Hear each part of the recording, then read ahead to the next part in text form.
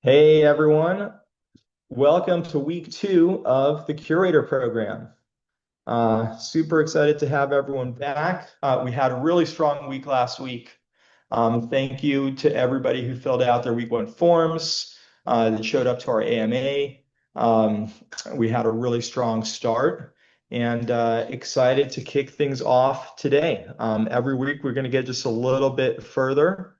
And we've got a bunch of exciting stuff to show to you today. I'm going to start and share my screen. And let me get this playing here.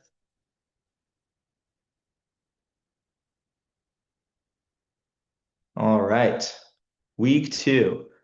Um, this week, we're going to be doing onboarding, training, and getting started onto Geo.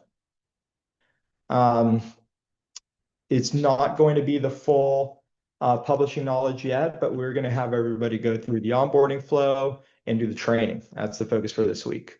To start, I'm going to have Adam come up and share a recap of week one, um, and everything that he's been seeing from the curators who've been getting involved.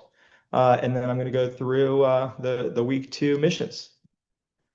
Um, Adam, you want to take it away? Awesome. Yeah. Hi, everyone.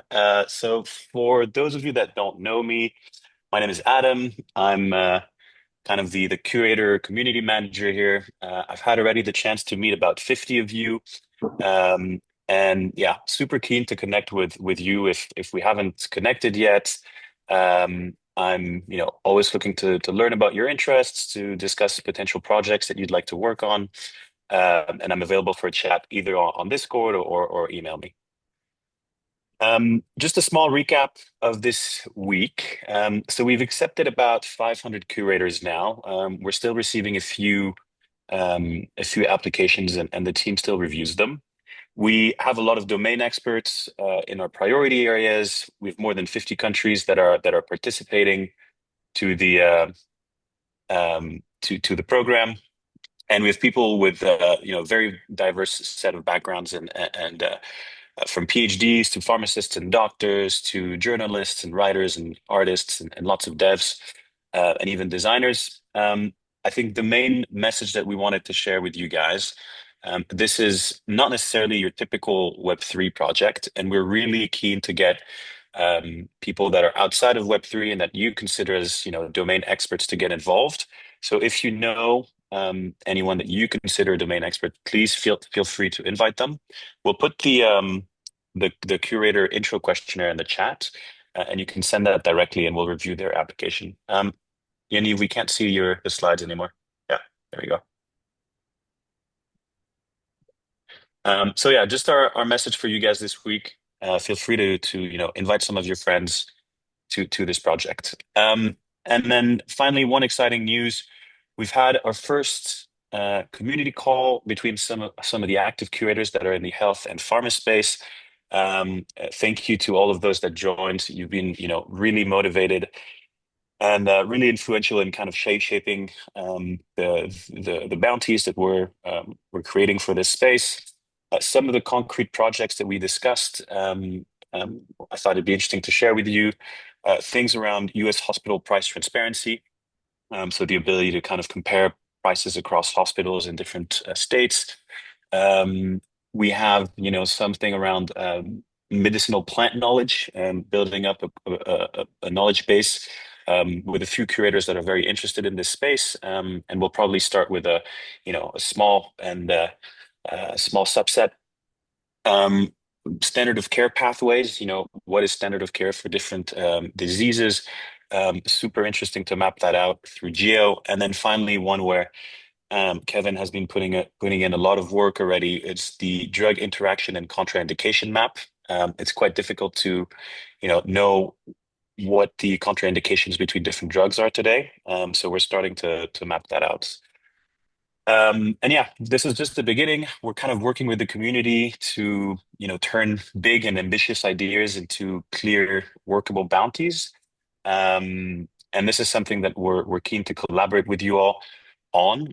So we'll give you a bit some guidelines in today's call to kind of explain what we're looking for and how we're going to tackle, creating these bounties and what different types of bounties you can expect from this program. Yaniv, over to you. All right, thanks, Adam. Yeah, great work and awesome to see the curators getting active in Discord and already starting to meet up. So hopefully, after week one, you've really had a chance to kind of think through the areas that you're personally passionate about and interested in, as well as some things that could be really useful for the network and for the world as a whole to be organizing useful knowledge. And this week, we're really excited to have everybody learn how to get onboarded onto Geo and really start getting into the concrete details about how everything works. Um, so our goal for this week is to onboard our first cohort onto Geo. Um, and we're going to be learning through this process. Y'all are the first group that are going to be onboarding onto Geo. And so we're going to take it slow and we want to make sure that we can get feedback um, and it should be a fun experience. So these are the steps that we're going to go through today. And I'm going to show you a little bit of this live so that you can start to get familiar. I'm going to introduce you to the training materials. We've done quite a lot on the training side. Um, there is stuff to learn becoming a curator, and we thought it'd be nice to actually start there before diving all the way in and starting with the knowledge. So the first thing that you're going to do when you onboard onto Geo is create a temporary profile. Um, this is something next week. We're going to have everybody go through this step again. It's very quick, but for testing, we're going to have everybody start with a temporary profile. And there's just a few fields that you're going to be adding. You're going to be adding your name, description, roles, skills, and where you work if you work at a company. Otherwise, you can leave this blank. And already we're going to start to see how, information in Geo is interconnected, right? When you add your roles and your skills, you're going to be able to see at the beginning, because this is kind of a test environment, just a few roles and skills. But as more people onboard and as we, build out the different spaces, you'll see more and more skills show up and roles.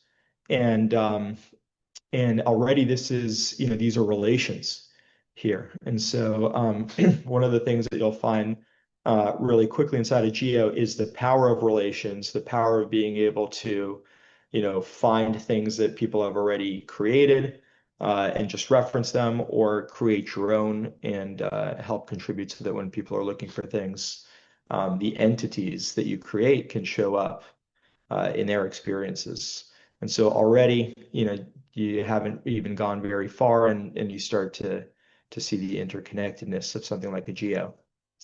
When it comes to the names, we're a big fan of using real names. Our strong preference is for using real names. I think there is, good reasons to have pseudonymity, and we certainly support pseudonymity. But I'm going to give a little spiel about this now because I think it's a good foundational thing to try to get people aligned on. Geo is really a network, right, for organizing public knowledge. And people are going to be building reputation. They're going to be gaining power in the system. And I think that part of what helps with kind of the transparency and that reputation is knowing who people are. And it also makes for a social environment where you can go to conferences and events and calls and people kind of know who you are. And in most cases, hopefully people are comfortable with, they're doing work, right? This isn't, you're not going to a party here, right? We're organizing knowledge. And so hopefully it's okay to have that, tied, to your actual identity. Um, there are times where pseudonymity is useful. If you have very controversial views, you don't want that to have tied back to you. You want to be able to speak freely on controversial subjects. Sure, you can create a pseudonymous account. Now, the issue is it's going to be harder to build reputation. You're going to have to work harder, right? If you're pseudonymous, people are going to trust you less. So you have to work harder to kind of establish yourself. So essentially, I think it should be possible, but it shouldn't be the default. Another thing that we're trying to do with names is we take a very different approach to names as some other crypto networks. At some point, I think we'll have a better integration with ENS. And I like ENS. It's a nice naming system. I think it's especially useful when it comes to pseudonymous style identities. But I want to take a moment and kind of describe kind of my view on naming when it comes to things like this. Is, ultimately, I think that names actually work best as a public good, as a social thing, right? Where it provides utility to people within a community, within a context. People start to, know each other by name, and names start to become, you get a community consensus on who's who and what do we call who. And, with something like an ENS or a domain name, if somebody gets Vitalik.eth, right, or VitalikButerin.eth, it doesn't mean that that's Vitalik, right? And so, having a naming system that is based on property rights, where all you need to do is be the first one to buy it or squat it, and now it's yours, I think it doesn't actually really serve the community. It's much nicer if I can look up Vitalik, I see Vitalik Buterin in the crypto space, and I basically know if I see Vitalik Buterin in the crypto space, that means the crypto space has consensus that that person is Vitalik Buterin. And for me, it's a much better experience, right? I don't have, I can actually trust the names because there's consensus within the communities, and I can look people up by names, and it doesn't become a squatting thing. And so that's another reason why having, this is a bad example here, right? It says Jacob. And immediately you're going to have conflicts. If the first person comes in and he's Jacob, then the next person comes in, he's also Jacob with a different last name. Now they're both Jacob, who's who. Not great. So our preference is please use your full name if you're comfortable with that. Again, reminder, all of this is public. And so only post what you're comfortable posting publicly. But it's going to help everybody. It's going to help the system better if we know who's who. Okay, we've got somebody just scratched on the screen. Lizzie, if you can see how to disable that. Yeah. Um, Um, that will help a lot. Okay, I think we've covered names and profiles. Um, let's see if we can clear all drawings. Great. Um, okay, the next step, oh, this is a little bit out of order, maybe. There it is.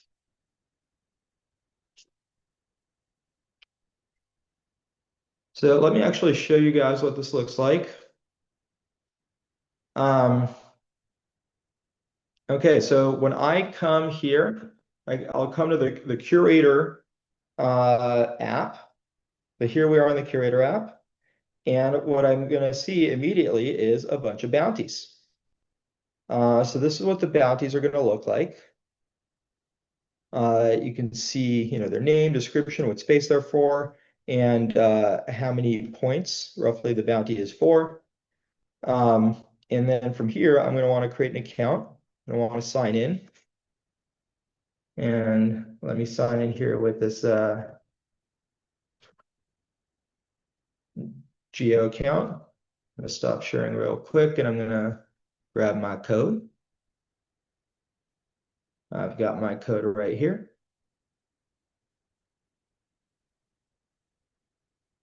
Come back. And so I just created a wallet. Now that is an embedded wallet. And so with the embedded wallet, you don't have to manually sign things. It's a really smooth user experience. You can export your key if you want. We do gas sponsorship, so you don't have to worry about that. And so it's a really nice user experience. So now the first thing I'm going to see is the ability to create my profile. So right now I'm going to say Geo Community Manager. This is where you put your name, put your description. I help the community. This part right now, it's going to be very basic. There's probably most of the skills are missing. We're going to try to add a bunch of skills before you start, but what you'll see is you can create new things, right? And so roles, I'm the CEO. I'm a founder, so you can add multiple roles, multiple skills. We should have some really good roles and skills really soon. You can put your X, your LinkedIn, and your GitHub.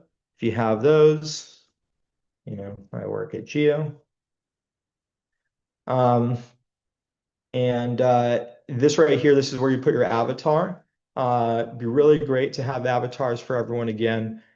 Big fan of real profile photos. Let's make this a nice social network. Um, if you're not comfortable with that, don't upload your photo. It's going to be tied to this new account, right? You're not signing in with an existing wallet where you have, assets or tokens or money or anything. So, this is kind of starting fresh with a new account, new identity. If you feel comfortable with the profile photo, please add that. Otherwise, you can add some kind of avatar. And then you'll hit publish. And right now it's creating my personal space. We're going to be speeding this up. It doesn't have to take as long as it's going to take here, but right now we've kind of got it set up this way. And there you go. Now you're in. Um, so this is what you're going to see when you log in and you're on your dashboard. You can see how many points you have. Right now I'm at 0. Oh, shucks, got to get working. And you can see kind of the steps here. So on the right, you see your onboarding checklist. And this tells you basically, are you finished onboarding? What do you have left to do? You can see your bounties that are recommended. And to start, these are the initial steps that we have. We're going to add one more step to this. So you complete your profile. I think for this to count, you need to add all of those fields at the top plus one social link. So I didn't add a social link, so that's why I don't have a check here. I think if I did that, I would have 10 points. You need to join your first space. Right now, we don't really have the spaces added yet. We'll have a few spaces here. There will be more that you can find. All you have to do is click join, and you can join the spaces. So that's pretty easy. Now, what happens when you join a space, you request to join, right? This is just a request. It's not automatic. And the editors of a space get to review the applications, the requests to join. And it only takes a single editor to approve your request for you to become part of the space. So we want there to be just like a light touch, verification, just quality control. And if you create a good profile and in your description, you take the time, write a good description, make it so someone can really kind of see who you are. They could click on your social links, check you out on X, whatever. As long as you seem like, someone who isn't a bot who's there to, mess up the space, should be pretty easy to get accepted. If you misbehave within a space, you start, contributing poor quality content and you're wasting people's time, or you're providing unfactual information, the editors can remove you from the space. So it's very light touch. It should be easy. Hopefully in the future we'll make it so it's easy to kind of ping the editors or something, kind of get their attention. if you need them to review, but it should be easy enough for the editors to kind of track and approve. They could automate that also if they want. So that's the process for joining a space. It's very easy to do. Right now, don't worry about this too much. You can try it out, but this is really something we'll be doing next week. Same with this community call thing. So this is something we're going to be starting next week.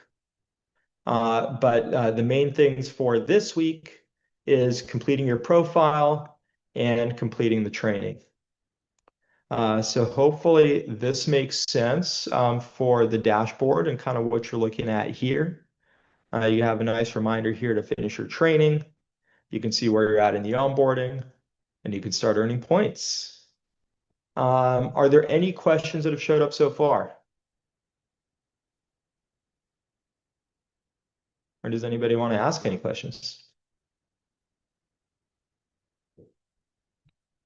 All right, well, let's keep going. Let me just try this. And oh, we got an error. Okay. Undo that. A little something for the team. Okay, so the training is really the big piece for this week. And yeah, not sure what's happening here. Something for the team again. Okay, so now I clicked on the training and I can see some courses. So Preston has put together some educational materials. We have several courses with some quizzes. So these onboarding courses are for everybody. We have an introduction to Geo. We have core principles and ontology, interacting with Geo Browser. That's really the Genesis app, and introduction to the Curator Program. So these will take some time. So please set aside some time to go through this. You'll go through the trainings, and then for each course, you'll take a quiz. And then when you've gone through all of the trainings and you've taken all of the quizzes, then you'll get the points for completing the training. In addition, we have some courses for developers. So if you're a developer, you can learn about the Geo SDK and the Geo API. The API and the SDK are really what you need, maybe primarily the SDK, for automating publishing knowledge to the knowledge graph. So if you want to, prepare a ton of data and then you want to publish it programmatically, you can do that. You can have an agent do that. You can do that yourself using the Geo SDK. And if you want to also query the graph, pull data in, maybe you want to do some deduplication, you want to check, hey, does this thing already exist on the knowledge graph? You can use the API. So these things combined, we have great tools for developers. If you're not a developer, you don't have to worry about that part, and you can just do these 4 courses here. Why don't we kind of go through it a little bit, and I'll give you guys a brief tour. So the introduction to Geo, what you're going to see here, we should have beautiful cards for the lessons. We don't have that on the content yet, so you'll just have to forgive that. But that is the course, and you can see right now just the lessons are down here. You can click on the lessons and you can see the lessons. This is actually Geo in action already right now, right? We can see there's a cover image, there's a name, there's a type. So this is a lesson called Spaces, and then you can see the rich text content here. So you have text blocks, you have headings, images, and then a properties panel at the bottom. So here, right, we have a lesson and it just has a description. So the description shows up in this panel in the bottom, and then we can see the backlinks, right? So this is referenced by the Introduction to Geo course. So this is a backlink if you're familiar with Rome or Obsidian, similar concept to that. So here you can learn about spaces, governance, data, and querying. So this is the initial kind of training materials. If we go to the next course, Principles and Ontology, going to give you guys just kind of a brief overview of this now. It's very worth going through slowly at your own time and reviewing this yourself. Please, there's a lot to kind of take in here, so you'll want to take your time.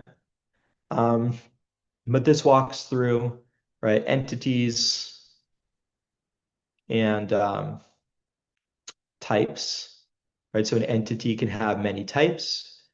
Um, and the types define the properties, right? So maybe an artist has albums, so Spotify in a genre. And in Geo, the type system is purposely loose. So, most type systems that you'll encounter, and you can think of databases, if you're familiar with Postgres or MySQL, your typical relational databases, right? They have a schema. And that schema, you have tables and you have columns, and the type system is very strict, right? So if I try to create an artist, and let's say that my artist also has, a upcoming concerts or something like that, and I try to put that into a traditional relational database, it's going to error, and it's going to yell at me, and it's going to say, no, you can't put this in here. In a global interconnected knowledge graph, that is super limiting.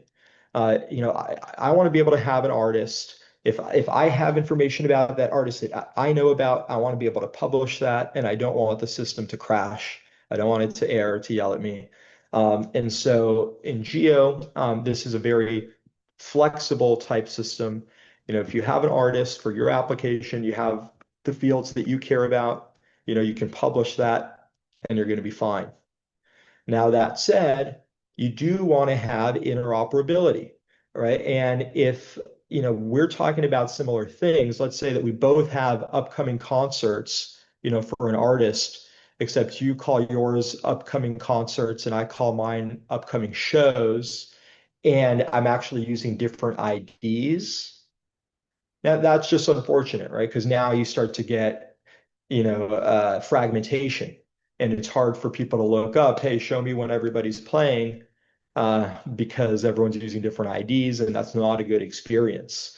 And so the trick with this sort of a type system is you want to create tools that allow people to converge, right? That make it easy so you can look up, okay, what should the properties be? And what have people already defined? And can I find something that is similar to what I want to use? And as much as possible, get people to agree, to use the same properties, ideally to use the same types if they're the same thing. And so we have tools that make that easy.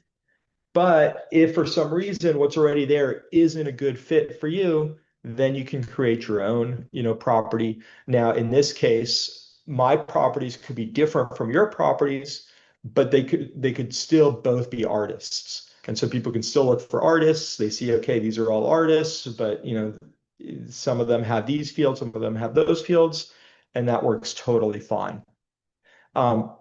So we've spent a lot of time on this, right? We've been, experimenting with the system for over 3 years. All of these little details may seem kind of small, but they're so foundational. And we're really happy with where we landed with this kind of type system, the ontology system. Um, and we hope that you enjoy working with it. And we think that it's really going to enable for a really great global interconnected knowledge graph. Now, you hear me using this term ontology. Some of you might not be familiar with that term. It sounds like a big word, but it's pretty similar, or it's pretty simple. You could think of it as like a schema, right? The ontology is really describing the shape of your information. That's all it is. But we think it's a good word and it's more descriptive. It means a little bit more than a schema, but you can really think of it that way. So you're trying to describe the shape, right, the structure of your information, and really in the context of geo, you could think of it as just kind of defining, your types, your properties, and your relation types, right? And that describes the shape, and then the knowledge itself would be the actual entities, the actual values, the actual relations. All right, or that's the knowledge. Um, so here we look at relations, and how do you describe relations, right? So when you have these, you could have James has a spouse, Camilla, and then we have a property graph model. And so the property, you can actually have properties on the relations themselves. And that is just super powerful, right? Most systems, relational databases, as an example, you can only have properties on the entities, right? That's the data that's in your database.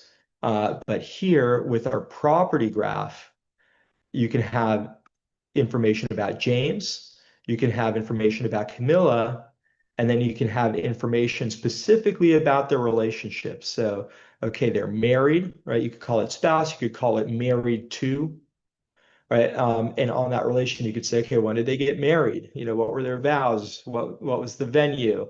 And any information about specifically that relationship. And that is super powerful. Um, So here we walk you through how to create properties, how to create relation types, how to create relations. So that's all there. Um, there is the data and querying. Then we have an overview of, we could have called this geogenesis. Maybe we'll change it because this actually is not the full browser yet. Little teaser there. But this is interact with geogenesis. And your personal space, how to add knowledge to geo entity pages, data blocks. Um, so data blocks are really powerful, and you have different views for data blocks. So you can have these data blocks where essentially you set up queries. Um, so you can kind of query things and then they show up in a data block. So by default, you have this kind of table view. But you can also create galleries and list views, which are really beautiful. I don't know exactly where those are shared, but you can go through here and get all of the info. Um, and then we have the introduction of the Curator Program. I would say I think we should update the docs there to show examples of the gallery and list view, because the gallery and list views are my favorite. We'll want to have lots of those everywhere, make things very visual. It's also a really good reason to have good cover images for everything. I don't know if you can tell, but these cover images are showing up kind of blurry. I don't know what we did there. Maybe we sent these over Slack. We should republish these because you want the cover images to be crisp. Um, and they show up at the top here everywhere. They also will show up in the gallery views and list views. So the cover images are super important for all the entities. Here we walk you through, well, the onboarding, the bounties, the community calls, everything you need to know for the curator program. And so that's a little walkthrough of the onboarding process, the trainings, and that's really your missions for week one or week two. Sorry. um, do we have any questions on that? Then once you've done the trainings, you'll do these quizzes. So there's actually going to be, I think we're going to update this now to 5 quizzes for each course. So we'll go through them. Some of them might be a little bit tricky. We generated a lot of these questions. I think they're pretty good. But as you're going through, would love to get feedback on them. If there's any questions that you thought were kind of difficult to follow, you thought they weren't great questions, you thought the answers weren't clear, let us know. Um, and we want your feedback on all of this. So please, while you're going through the process, while you're onboarding, when you get to the dashboard, as you're going through the training, as you're completing the quizzes, please think to yourself, what feedback could I provide that could help make this even better for the next people that go through this process?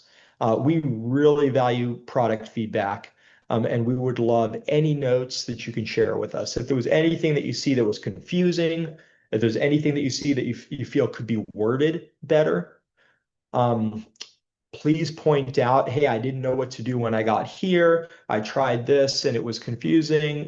Maybe you could, write this differently. Please share all of your thoughts, all of your feedback. We really appreciate it. And we'll try to incorporate as much of the feedback as we can to really polish the experience and make it a really great onboarding. The onboarding is such an important part of every product. We think we have a good starting point. We also understand that geogenesis is a little bit more complex than many products. It's going to be really easy to browse, right? For consumers to come in, it's going to be a really beautiful product experience. But to organize knowledge, there are a few things you need to learn, right? Most people are not familiar with thinking in graphs. And we actually think that thinking in graphs is way more intuitive than thinking in tables. Um, but it does more naturally map to the real world and how things work. Things are just interconnected. Things exist. There's relationships between them. So it actually is quite natural and intuitive, but for most people, it's unfamiliar because they just haven't worked with it before. And so you need to learn, and hopefully the training materials are a good way to do that. So please share your feedback with us. We'd love to hear it. So the next steps is we'll be sending out emails with your next steps. Now, for the onboardings themselves, we're going to do this in batches. So we're going to send out the first batch today, and then we'll send a little bit more every day. And that way we can actually incorporate some of the feedback, right? We've got a great product team.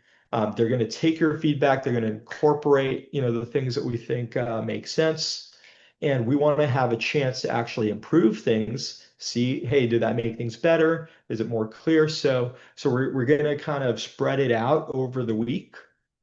And we're going to prioritize people who filled out the week 1 form first and did a good detailed job with the form. So thank you to everybody who didn't wait till the last minute and submitted the week 1 form right away or quickly. We really appreciate that. It gives us more time to review. It helps you be ahead of the curve. So to reward those people, we're going to try to reward folks that fill out the forms that early on. Don't wait till the last minute. It's a nice little incentive for people to get going on the missions early. So if you don't get the email for a few days, just know we're spreading these out, but we're going to send the first batch out today. If you haven't yet, please follow us on all the socials. We're on X a lot. We just set up a new LinkedIn for Geo Protocol. So if you're on LinkedIn, please follow us on LinkedIn. We're going to start getting more active there. We think there's a lot of, knowledge workers and people on LinkedIn we'd love to reach. So we're just getting started here, but please give us a follow. And of course, you all know about the Discord. For the week 1 mission, we had people pop in the Discord and share some, one idea that they had or more.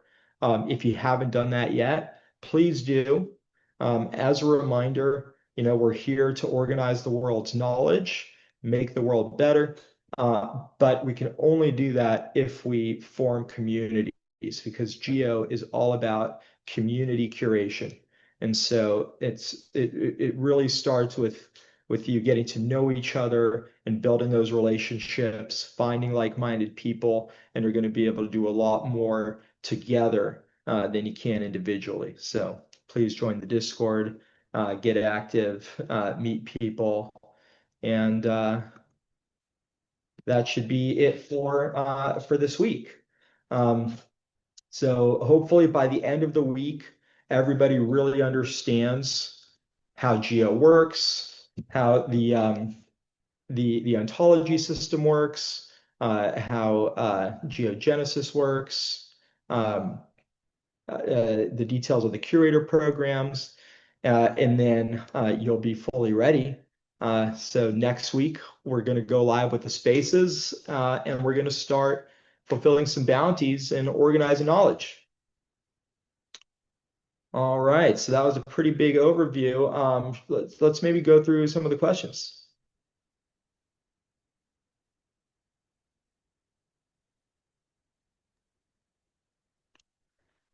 I'm seeing a good amount of chat in the chat here, but I'm not seeing anything that is super immediate. So we are going to start making the AMAs a regular thing. I think it was a lot of fun.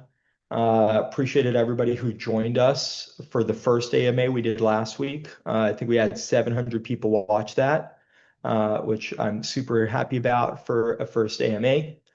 So I think we'll do another one at the same time this week. So please join us for the AMA again this Thursday. And then, okay, I wanted to one more thing.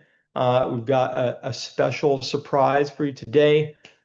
We've got a new team that's going to be joining us. And they've actually been working with us for a while, doing really great work. And they actually built the Curator app that I just demoed. Did such a fantastic job. So you heard it here first. I'd love to introduce everybody to Nick Almond from Factory Labs. Hi, Yaniv. Let me see if I can get my video on. Still saying unable to start video at the moment. I think that might be. Lizzie, can we enable that? Yeah, let me check on that. But yeah, hi everyone. Start my video. Here we go. Yeah, pleasure to be here, everyone. We're super excited about what is being built here. We're super pleased to be able to be a part of it. Just for a bit of background, the entity we're building this out of is called Factory Labs. We are sort of working very closely with Yaniv as kind of core developers on the protocol. The Curator app is something that we've been thinking and working on for about a year now. And we've been sort of thinking about the various mechanisms in there. So when you come in and play around with the bounties, you will see that there's different sort of kinds of experiences of how you can share knowledge. Our goal is to find the optimal way for tracking high quality contributions to the graph. So it's how we curate knowledge, how we govern knowledge, how we get close to the truth, how we incentivize these things. All of this stuff is like the most interesting project that you can work on in my view, and super important. So yeah, I think Geo is going to be a really important thing in the modern world as we're kind of slowly losing grip on reality and everything's turning to slop, and we need good data for agents. I'm sure many of you are playing with things like OpenClaw now, and you'll start to get a feel for the kind of knowledge that they makes a really good agent. And I think Geo is going to be a huge part of all that world. So yeah, nice to meet you all. Thank you, Nick. Yeah, it's been such a pleasure working together. Really appreciate all your contributions on the research side and in developing the Curator app.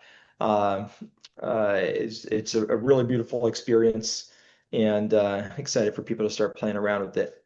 All right, so hopefully everyone has everything they need for week 2. Please keep an eye out for the email. Please join us for the AMA this Thursday. And I think we should have a really great week. And then prepare. You can continue to think about the spaces you want to participate in. We're going to be working on the bounties. There's a few example bounties that you'll see when you go into the Curator app, but we're going to be fleshing out the bounties based on, the priorities for the network, as well as the conversations that we've been having with everyone. And everyone will be able to get started next week. I do have one more thing that I didn't show yet, but for the developers that we have, we are going to have another announcement this week. For all of the announcements, feel free to just wait until we announce them publicly, but we want to give everyone here, the first heads up. So the whole knowledge graph system is built on a new knowledge graph standard that we've created called GRC20. And this is a Web3 native knowledge graph standard. It says V2 here. We're going to take that out, actually. It's not V2 because we never froze it. But we do have the spec. We're going to be sharing it out, and we're finally going to be freezing it this week. So this spec, it's basically a serialization format, right? Because you have this knowledge graph data, you want to serialize it, you want to publish it on chain. And what you want is for this to be extremely stable so that in 10 years and 20 years and 50 years, people can go back, see the knowledge that was published back in 2026 and decode it. In 100 years, they'll be able to come back, decode this knowledge. And so it has to be very stable and enable, a full interconnected knowledge graph for Web3. So there's a lot in the spec. People can kind of check it out if they want.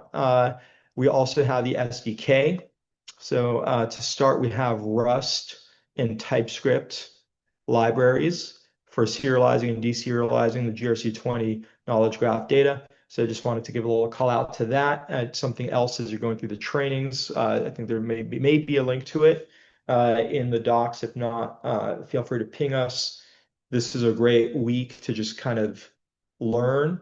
So if you're a developer, taking a look at the GRC20 spec is another great thing to do this week, so that next week we're all ready to hit the ground running and we can start publishing real knowledge either through GeoGenesis or with the SDK if you're a developer. All right, so that is what we have for you today. Thank you everyone for joining us. Have a really great week, and we'll see y'all online.